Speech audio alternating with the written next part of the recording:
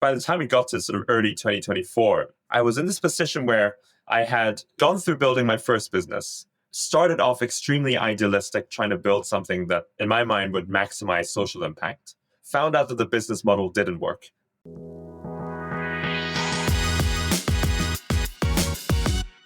Welcome back to 40-Minute Mentor, the podcast on a mission to raise aspirations and inspire the next generation of category-defining founders, all in just 40 minutes.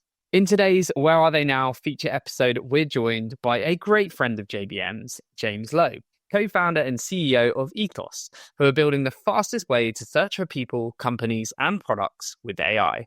Currently still in stealth, the business has already raised their seed round led by General Catalyst, with participation from leading AI investors like Joe Lonsdale, 8VC, and Sarah Guar's Conviction, European champions like Sarah Drinkwater and Christian Rieber, as well as world-leading AI researchers like Oriol Vinyals, co-head of Google Gemini.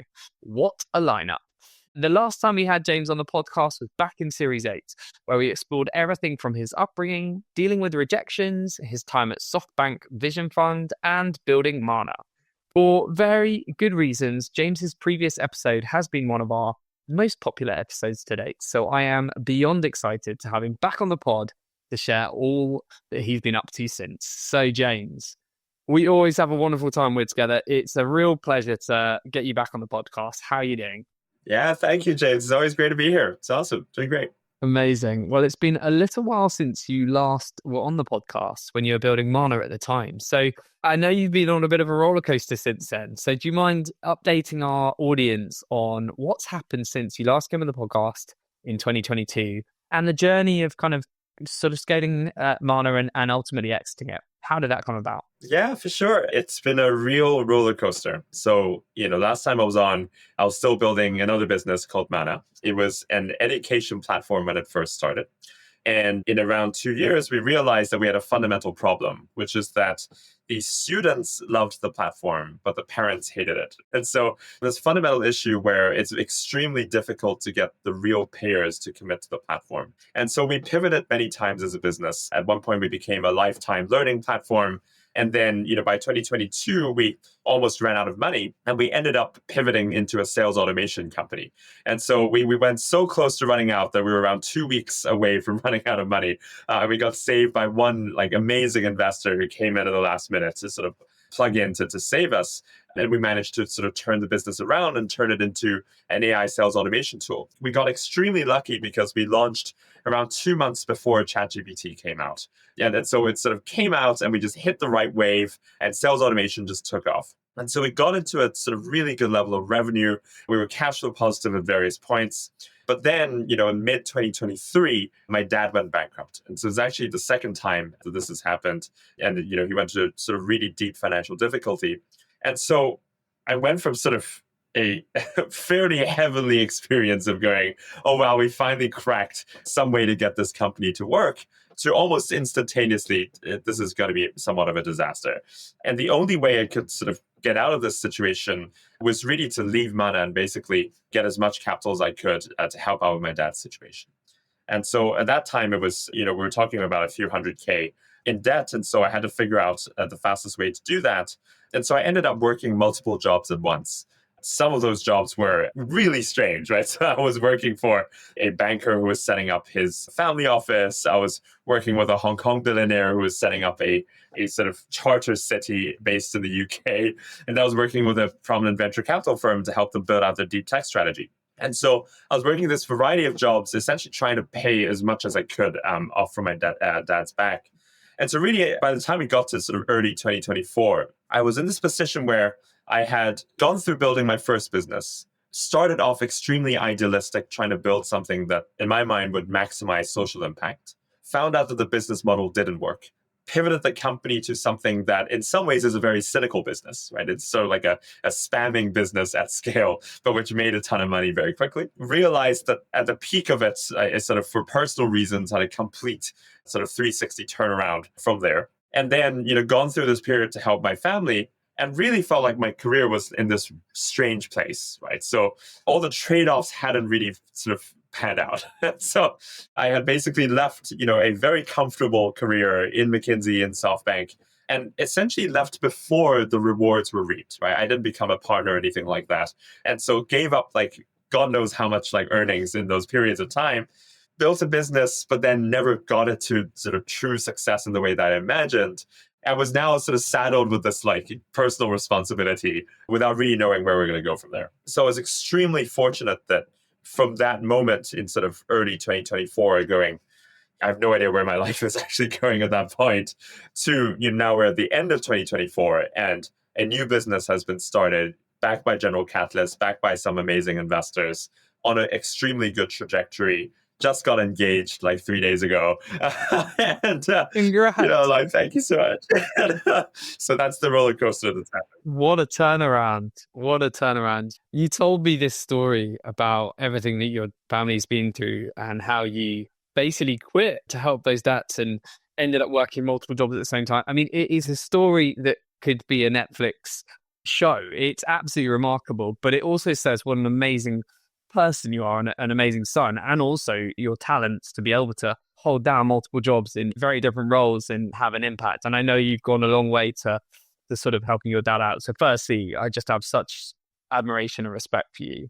These are some pretty stressful, challenging times you've had to deal with. And we're going to come on to how you turned that right around and you're in an incredible place right now. But where does that resilience come from? And what helped you get through the other side of that? Because you must have been devastated to basically walk away from a business that's flying and then probably stretch beyond belief with huge pressure on your back. Like, how did you handle that? And where does that resilience come from? Yeah, it's a great question. First of all, I don't think I was that resilient in that period. So I think I was extremely weak for many periods in this process. So if we were speaking in sort of mid 2023, you would have found a very different version of me where I was completely unsure about where we're going to go next. I had no idea what the solutions were to my parents' situation. I was very much in a mindset where I just had to get through it. Basically, just figure out something that's going to work. And I don't think at any point of this I was going, I'm mentally stable and strong, and I'm just going to figure this thing out. I think at each stage of this, I was having, panic attacks every 3 days and sort of jumping between deep depression, euphoria, but a sort of, the sort of depression-induced euphoria where any small bit of good news makes you go a bit crazy. And so I think I was very much in that type of fragile mental state. And I think two things ultimately brought me out of that sort of valley of death type situation. I think one was that, and I think I completely underestimated this, but a very small number of mentors who in that particular moment were just like, we don't care what you're going to do next. We're just going to back you to figure it out. And this included, a few of them were my old bosses at SoftBank. So they were partners and managing partners at SoftBank. And they backed me financially, effectively invested early in my current business, but without any idea what it was going to be. So it was literally like, they basically gave me money to figure my life out, which was amazing, but also backed me with opportunity, right? So some of these people were from SoftBank, but also, a few of these folks were from completely different areas of life, right? So one of them literally is my neighbor, right? But she happens to be from a big hedge fund and stuff like this, but, she literally was a neighbor. And I didn't even know about her career until much, much later. But there were a few people who had just been observing me for a long time. And they backed me financially, but backed me opportunity in the sense that they were actively vouching for me. And so literally they would go to partners at big private equity funds and go, this is a generational opportunity. Don't give this guy a full-time job because he's never going to work for you, but like give him some gig where his skills are actually helpful for you. And in that particular moment, I was thinking, I don't really have any real skills. I was like, hey, I've been a consultant, which means I'm really good at BSing people. And I've been like a semi-investor, but I haven't been an investor for that long either. And like I have built a business, but not very successfully. So I have all these uncultivated capabilities. And so in many ways, it was very limiting. But they just vouched for me everywhere. And it landed me with these opportunities that gave me a shot at sort of solving my parents' problems, but also building a foundation for what's going to come next. So that, I think, fundamentally was the reason why I was able to get out of it. Yeah. And the mentors, can have such an incredible impact on your life and career. And that's a great example of that. And huge congratulations on the engagement. I want to really say that again. That is a spoiler alert and a half, and a wonderful piece of news to hear on a Friday. So congrats from all of the 40-minute mentor and JVM crew. You're now building Ethos, which has had incredible traction. You raised fantastic seed round from General Catalyst, one of the top funds in the world. You've landed top tier consultancies and VC firms as early clients, and you're still operating in stealth. So tell us a bit more about the origin idea, and can you give our listeners the elevator pitch for what Ethos is all about? Yeah, absolutely. So in essence, we're building a search engine for business. So you should be able to search for people, companies, and products in a business context super easily, right? Just describe what you want and get them. The founding hypothesis is basically that consumer search is almost a solved problem, right? So obviously, like Google made it super easy to find almost anything, right? Websites, images, products, so on and so forth. And similarly, with Perplexity, with this sort of latest age of AI search products, we've gotten even better at doing all those things. But business search, strangely, is still extremely difficult. And when you look at the sort of generation of AI products out there today, most of them are focusing on business search internally, right? So you have great businesses like Lean, for example, or Heavia, and they're basically going, let me look through all your private internal company data and do a really good job of retrieving all that data to you. And that's interesting, but we actually think the most interesting opportunity in business search is the external search. So how do you find the right people in a sales and a hiring and an investing context? How do you find the right businesses that have the products that you want, right, in a sort of B2B sales and B2B buying type context? How do you find like the right people in a full-on sort of hiring platform type context and so on and so forth, right? So you have all these fundamental transactions in the economy that today we call sales, hiring, investing, but actually they're just matching problems between people, companies, and products. And if you build the best business search engine externally, you'll be able to serve these transactions extremely well. And so we set about building that. And the observation we make with the whole market is basically we have a huge amount of unstructured data that's already existing on the public web that for the first time, because of the advancements in LLMs, we're able to extract from. And so you look at all the sort of data on your company websites, you look at all the little personal bio websites people have, look at every podcast that's ever been published, every workshop and conference, every sort of blog post, and so on and so forth. And what you can do now with LLMs is not just read them and sort of dump them all in VectorDB and like run RAG on it, which is like the sort of classic approach. But actually what you can do is like post-process every piece of these pieces of data and basically take out the relationships and match it to the knowledge graph. And so if you think about the economy as a whole as this like giant knowledge graph where you have like people, companies, and products as nodes, they have these relationships between them. Then suddenly, if someone on a podcast says, hey, my company bought from this other company, or hey, when as an investor, I was comparing these three companies, this company was the best one. You suddenly have all this rich data comparing the value of each of these nodes and the relationships between those nodes. And if you post-process them in the right way, you actually build up this knowledge graph in a really rich and interesting way and in a live way as it develops. And so that's essentially what we're doing. I love it. I love it. And you can really see this can be transformative for companies, particularly ones like ours, search brands, doing research. I can see the opportunity. You've hit some really remarkable milestones in a very short amount of time. So do you mind sharing with our listeners, what are you most proud of so far and why? So first, I think we approach this problem with, I think, two different things that are quite interesting. So the first is we really focused a lot on how can we use what's already public, but in a really sort of innovative and interesting way. And so the easy answer to building this company would have been, let's just do exactly what everyone else is doing, which is like, let's take all the data, dump it into a VectorDB, run embeddings on it, and basically like run RAG, right? And that would have been like an easy solution.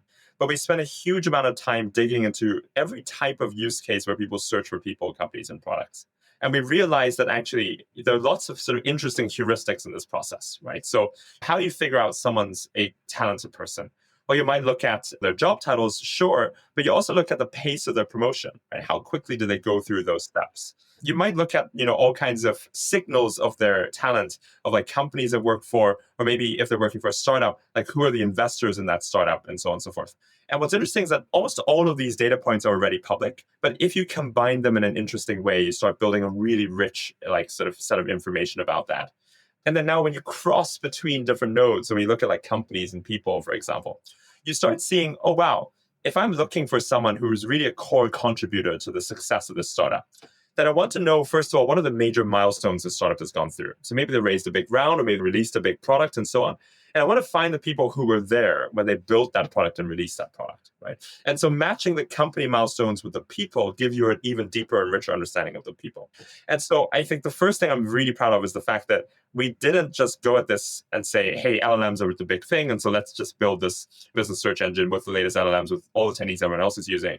But we basically went from first principles and went, what's the most effective way we could actually build this type of search? And I think we got to a very interesting answer. And then the second big piece here is that we were extremely focused from day one on a very niche use case. And I don't think we really veered away from it. And so the sort of challenge with this type of like business search engine thing is that you could end up building the broadest product ever, right? So you could build a sales tool, that you could build a hiring tool, that you could build like an investing tool, that you could build like a zillion things on it.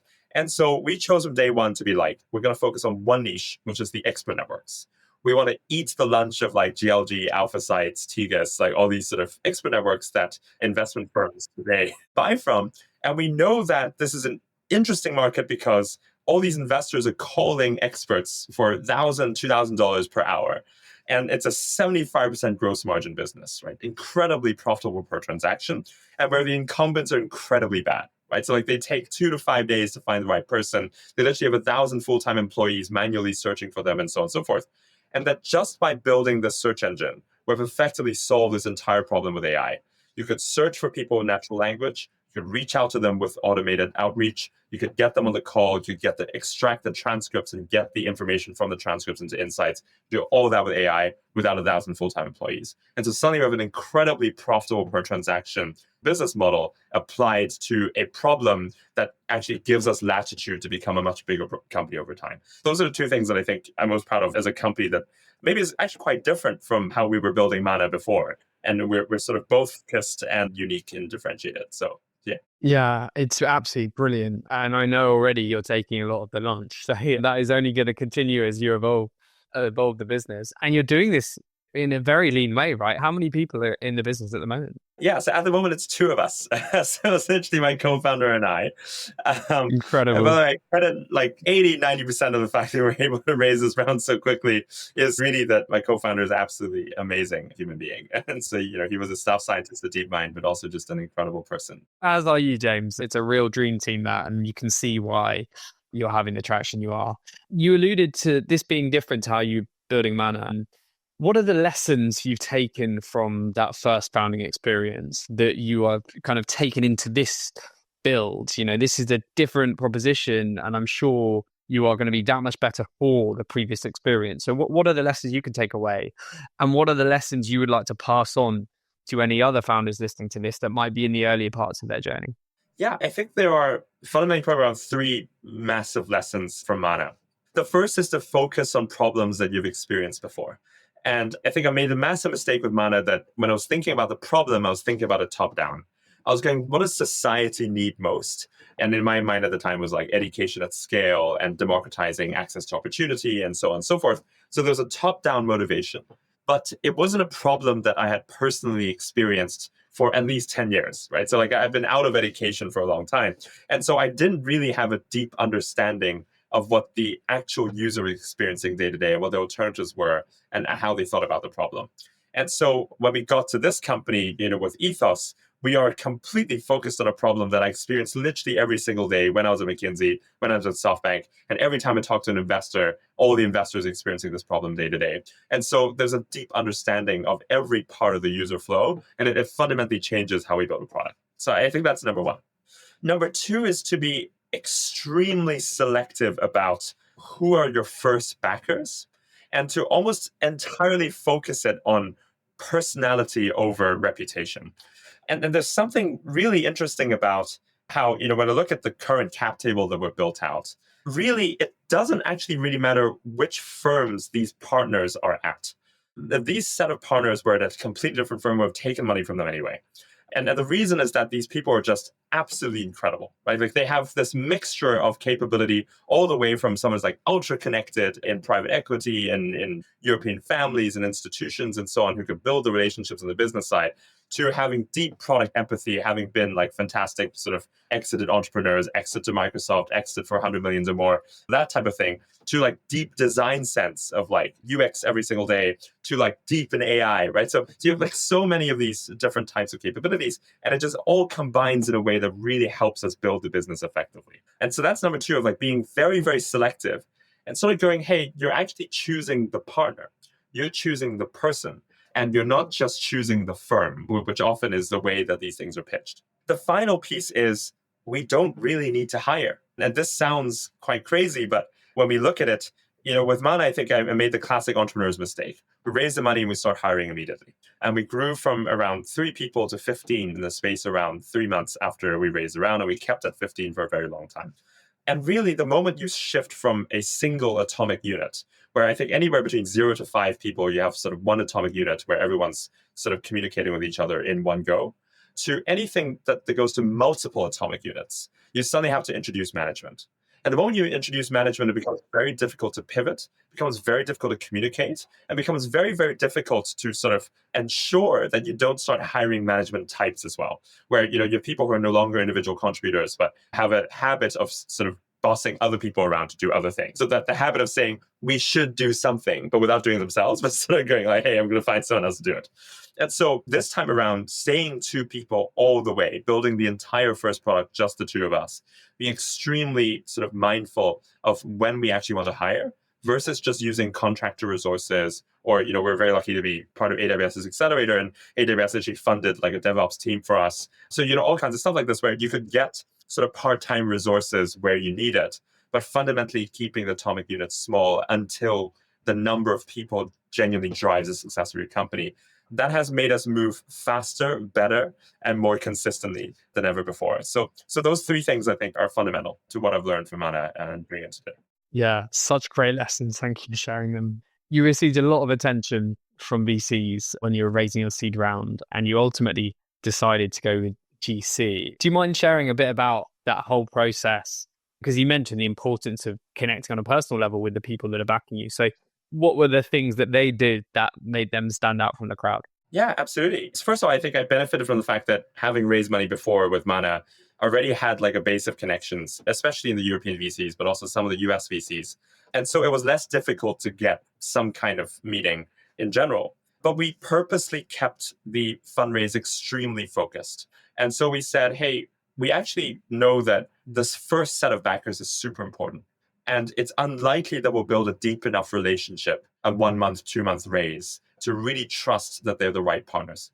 And so given that there are sort of 2 or 3 funds that we know extremely well and that we've known for multiple years, we should focus on those relationships. And we should basically lock them as our lead investors. And then everyone else, maybe we could build like a quick relationship and sort of as a participator in the round. But fundamentally, the lead investors have to be people that we've known for a while and we really trust. And then so we did that in that way. And with GC in particular, there were 2 things that were just amazing about them. One is that both Jeanette and Juliet, who are the sort of 2 partners who led around, they are amazingly authentic people who care about the founders and also have a sense of broader social mission. And that was something that we just really, really cared about, right? So when we were raising this round, like Juliet, on behalf of the GC team, actually wrote an email to us that was like, I think it was like 10 bullets long or something like this. It was like this extremely long email. And it was actually just explaining why they have so much conviction in us and why we are sort of mission aligned. And Jeanette, who happened to have a sort of painter grandfather, similar to my dad is also an oil painter, sent an oil painting set to my home. And realizing that I was really into philosophy, sent me a Nietzsche like book called Human to Human, which I really enjoyed as well. And so they really understand the founder, and it sort of got that really right. And so when we took their money, we actually sent an email back to all the GC partners. And we explained why we had so much conviction in GC as our main investing partner and why we have so much mission alignment. So I think that's just like really fundamental. And then the second big piece tied to this is that when you look at Hemant and what he's doing with GC, and this is controversial in the VC world, where I think most VCs are kind of going, they're raising funds that are really big, they're doing things that VCs don't normally do, like they're owning, like they're literally buying hospitals and owning them as a testing ground for their portfolio companies. I think when you look at what Hemant's doing, he is literally trying to use capital as a weapon to reform society. And he is focusing on the fact that VC, despite its sort of financial success in the last 25 years, which is in itself kind of dubious as an asset class, like despite that, it hasn't really affected how humans live their lives across broad swathes of society, right? Our education, our healthcare, our living standards haven't risen because of this generation of internet businesses. And so he's going, how can we use capital as a resource, as a weapon in many different forms to trigger social change? And that to us is like a massive sense of alignment. Like we totally agree with that. And yes, it's controversial in VC and whether that's the right thing to do as a fund. But for us, it's like we want our backers to be exactly that. So we're super excited about that as well. I absolutely love that. I love the thoughtfulness of their approach. And it makes a difference, right? It's they're taking that extra effort to really, from both sides, it shows what a great partnership you have already as well, which is awesome to see. I guess it's not been the easiest environment for founders, many of whom I'm sure will be listening to this when it comes to fundraising. So as somebody that's done it very successfully before, what tips or tricks or suggestions do you have for founders that might be struggling with that process at the moment? Is there anything that you think they should be considering and thinking about to give themselves a better chance of landing that sort of investment that can help scale their businesses? I think there are three fundamental things about fundraising that I think I've learned very painfully from Mana and learned again this time. I think number one is think very seriously about whether you actually want to raise VC money. And I think even with this business, I thought for a very long time whether it's actually better to be some kind of bootstrap business or some kind of angel funded business that gets to a cash flow positive outcome. And I think my conclusion right now is that as the sort of bull market has disappeared and you go back to sort of a lower end of the cycle, and really constantly technology investing will be a boom and bust like cyclical business, it becomes clearer that venture is a very specific type of financial instrument suitable for a very specific type of business. And really, the chances of a business becoming $1 billion, $10 billion, even $100 billion business is extremely minute. And as a founder, the question has to be, are you trying to build $1 billion business, which has its own trade-offs? Or are you trying to build a cash flow positive business that will, be enjoyable to build for you and will be something that, makes a financial return in some other way? So that's number one. And then number two, I would say the fundraising process fundamentally is a matchmaking process more than a persuading process, in the sense that right now, because of the power dynamic between a VC and a founder, often founders feel like I have to contort myself to pitch this VC whatever they want to hear to get the money. And the reality is that if the VC doesn't already have a thesis that very much aligns with the direction of your business, if they don't have conviction in the market that you're building in, if they don't have some kind of signaling in their heads of what good talent looks like that matches with your background, they're not going to be convinced. And they meet way too many founders to ever be convinced. And so the fundamental thing in VC is not to optimize for the least number of rejections, but rather to do as many meetings quickly as you can and get to as many quick no's as you can so that you can get the perfect match for your business, regardless of the reputation of the fund, because ultimately it's actually finding the right people that you want to work with over a long period of time. And the final piece is basically pitches can be incredibly simple. And simplicity is actually the hardest part. When we first built Mana, I think our pitch decks were like 30 pages long or something like this. It was like really long. We had all these other things. It was very sort of difficult to figure out exactly what we wanted to say. With this business, in our latest demo day when we were with Sarah and SF, the thing was 5 pages long and it had massive impact, right? It was like immediately people got the idea. What I figured out is that trying to distill exactly what you're building, exactly who you're building for, and what exactly the problem you're solving is basically all of the business. And if you find yourself writing pitch decks that are 30 pages long or memos that are like 6 pages long, whatever, it's actually not a sign that you're struggling with the pitching. It's a sign that you're struggling with building the business with clarity. And so I would spend a huge amount of time just trying to go how to describe this thing in one line, how to describe this thing in one paragraph, how to describe this thing in 5 pages and get everything out of the way. And how do I make sure that within 30 seconds, someone very clearly understands exactly what you're trying to do and why you're valuable? Because if you figure out those questions, the pitch will work itself out because you'll actually build a much better business in the process. So yeah, those are the 3 things I think would be helpful. Brilliant advice. Thank you, James. I'm sure our listeners will be scribbling away in their notepads and taking those learnings into the next pitches they take. Awesome. Thank you so much. We're sadly at an end, but before we go, we've got to ask you, what are your big plans for Ethos in the coming years? And what are you excited? What are you looking forward to, I guess, in 2025, both from a work and personal perspective? Yeah. So, first of all, we're still so early in our journey. The company was incorporated in June 2024. And so we're barely, 5 months into this business effectively. And so we're so early. And so the way we think about it is over the sort of 10-year, 20-year, 30-year horizon, however long this business is going to sort of continue to thrive, we're trying to build the opportunity engine for humanity. So what we mean by that is that we want to be able to match any talented person to the right opportunity at every stage of your life. And so today we start with matching you to expert calls, which is like the nichest and most simple, basic version of this. But over time, we want to match you to every other type of opportunity. You can imagine to calls, to surveys, to even expert data annotation for AI training, to speaking opportunities, advisory opportunities, fractional hiring, part-time, full-time. And we want to be able to get a really deep understanding of who you are. That's why we call it ethos, because it's the ethos of your person, and be able to match make the opportunity in every sense of the word. And so that's what we're trying to do. And so therefore, almost all of our work is going to be step by step in this way. So right now we do expert networks, and it gives us really rich data on the experts we're getting, on what they really know. It gives us really rich data on what the investors and consultancies are looking at and what the industries as a whole are focusing on. And then over time, we basically start expanding the sort of types of search you could do and the types of opportunities that are available. And so we want to sort of gradually grow in that direction. We'll see whether we manage to do that. But for now, day one, it's all about the expert calls. We're going to do as many of those as we can.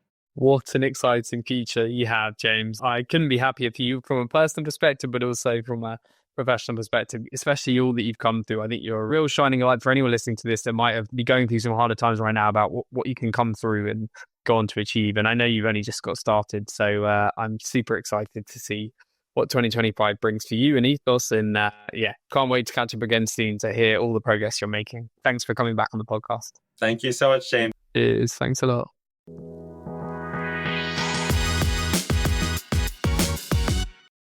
Thank you so much for tuning into today's episode. I really hope that you found it useful and inspiring. If we have left any questions unanswered, or if you have any feedback or guest recommendations for future series, then please make sure you get in touch on info@jbmc.co.uk. I often get asked by listeners how you can help us spread the word about 40-Minute Mentor. There are two simple ways you can help. Firstly, share this episode on your preferred social media platform, and LinkedIn is probably where I'm most likely to see it. And you can also leave us a review on either Apple Podcasts or Spotify. Every share on social media and review left on the podcast platforms really helps us to get 40-Minute Mentor in front of new audiences and share the power of mentorship even further. Thank you so much for your ongoing support, and I look forward to seeing you again next Wednesday for even more pocket-sized mentorship.